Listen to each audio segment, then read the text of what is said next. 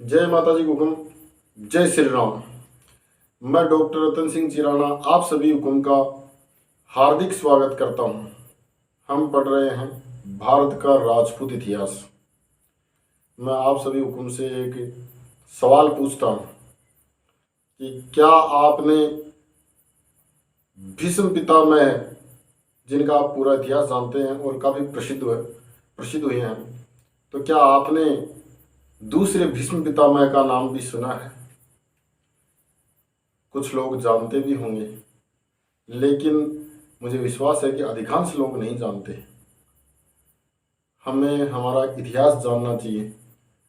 हमारे ही राजस्थान में एक दूसरे भीष्म पितामह भी हुए हैं क्षत्रिय कुल में, जिन्होंने क्षत्रिय कुल का नाम ऊंचा किया है और वही आदर्श स्थापित किए जो कुरुवंश में देवव्रत, जिनका आगे चलकर नाम भीष्म पितामह पड़ा, उन्होंने किया था।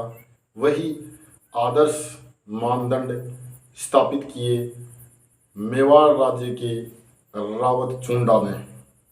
अब रावत चुंडा का नाम जानते ही आप सभी लोगों को, हो सकता है काफ़ी लोगों को पता चल गया होगा, फिर भी हम भारत के राजपूत इतिहास में इनके जीवन के बारे में बहुत कुछ जानेंगे। मैं आप सभी लोगों से निवेदन करता हूं कि आप इस चैनल चिराना फोर्ट को सब्सक्राइब करें और बेल आइकन ज़रूर दबाएं, ताकि सभी को भारत के राजपूत इतिहास के बारे में जो भी चर्चाएं, स्टोरी, कहानियां बताई जाती है वो आप सब लोगों तक पहुंचे। वंश श्रृंखला से संबंधित डिटेल आप सब लोगों के पास पहुंचे और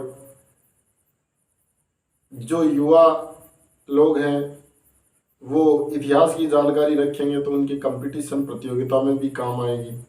और जो समाज से संबंधित जो भी जानकारी रखते हैं वो हम हमारी आने वाली पीढ़ियों के बारे में बताएं। और हमारा कर्तव्य भी बनता है कि हमारे उन पूर्वजों ने इस भारत भूमि के लिए इतना रक्त बहाया है, इतने बलिदान दिए हैं, तो हम उनके बारे में जानें। इसलिए मैं आपसे बार बार ये निवेदन करूंगा कि आप इस चैनल को सब्सक्राइब करें और लोगों के साथ में वीडियो को शेयर ज़रूर करें, ताकि लोगों तक ये इतिहास की जानकारी पहुंचे।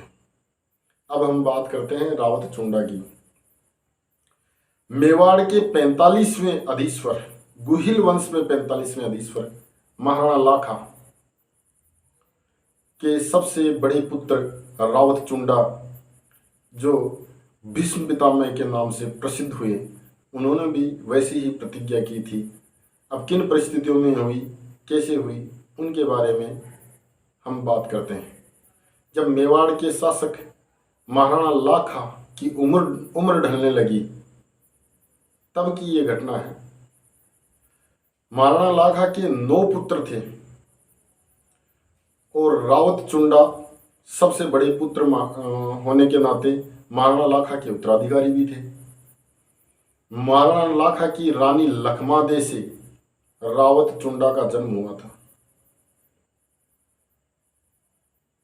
लखमादे जी खिंची राजपूत थी झालावाड़ से। रावत चुंडा बहुत ही वीर और पराक्रमी योद्धा हुए। महाराणा लाखा भी बहुत पराक्रमी योद्धा हुए। जब मंडोर के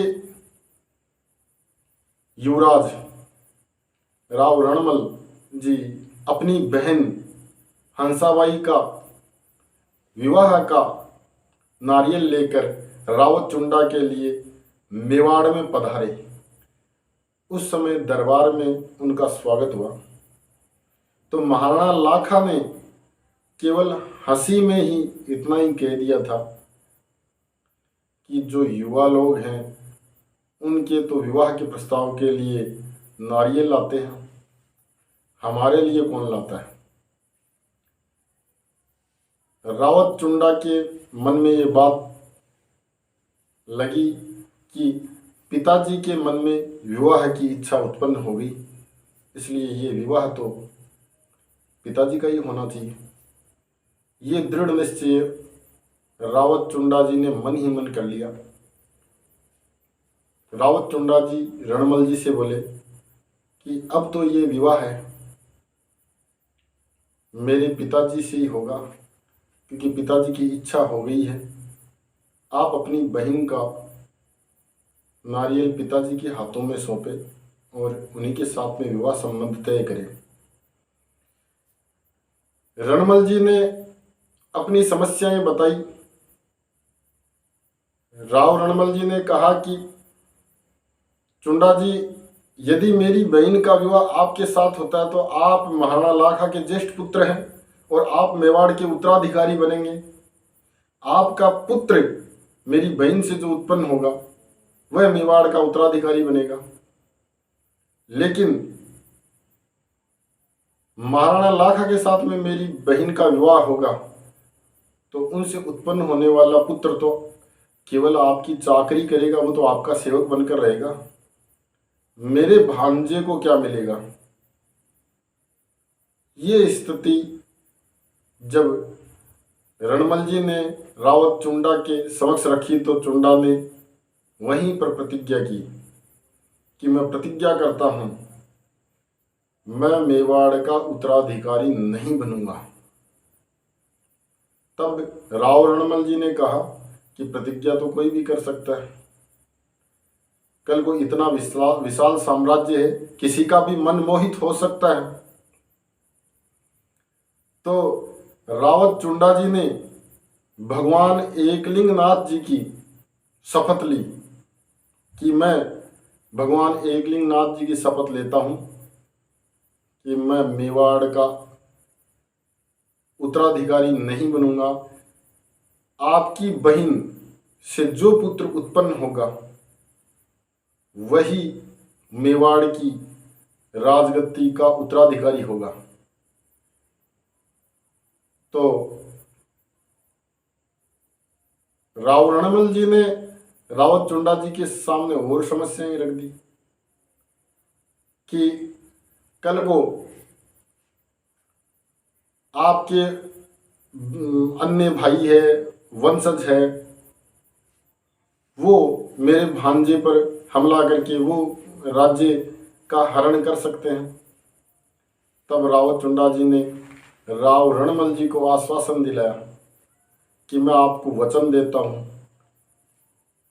मेरा कोई भी भाई आपके भांजे से राज्य नहीं छीनेगा, ना ही मेरे आने वाले वंशज राज्य के उत्तराधिकारी होंगे।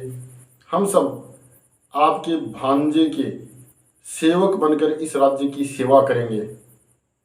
और यदि आप लोगों को किसी भी परिस्थिति वश ये लगता है कि मैं इस राज्य में कुछ अनुचित कार्य कर रहा हूं, तो आपके भांजे या आपकी बहन के आदेश पर मैं मेवाड़ छोड़ने के लिए भी तैयार हो जाऊंगा।